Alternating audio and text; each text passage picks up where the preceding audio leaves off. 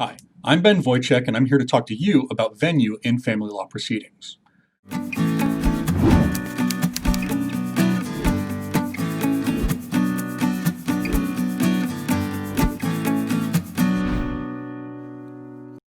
In California, venue concerns itself with which county's superior court is going to hear the matter going forward.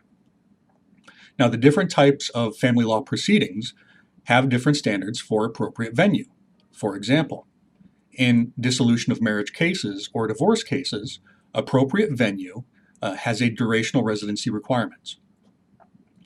Now, in those cases, either the petitioner or respondent must be a resident of the state of California for 6 months before the petition is filed, and of the county in which the petition is filed for the preceding 3 months. Now, there is no similar durational residency requirement for legal separation cases. In those cases, either the petitioner or respondent must be a resident of the county in which the petition is filed.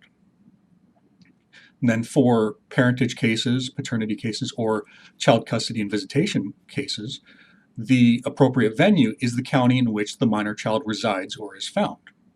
And that is a similar standard to adoption cases and termination of parental rights proceedings. And it is common for appropriate venue to rest in 2 different counties. Now, when that happens, the county that first perfects jurisdiction is the county in which the case will typically move forward.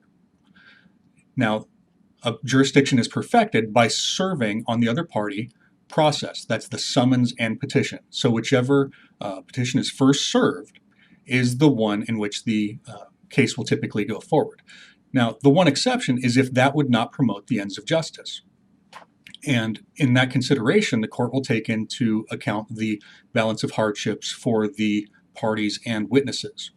So, for example, let's say in a dissolution of marriage case in Ventura County, one of the parties resides here with the minor children, while the other party files for dissolution in, say, Humboldt County. It is unlikely that that proceeding would go forward in Humboldt County because most of the evidence regarding the children's well-being would be here in Ventura County. So in those cases, the balance of hardships and the interest of justice would suggest that the case go forward here.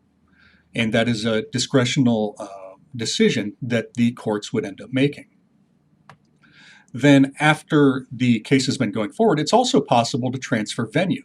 This typically happens when both parties move out of the county in which the proceedings have been going forward. Now, this doesn't necessarily mean that the court will do so.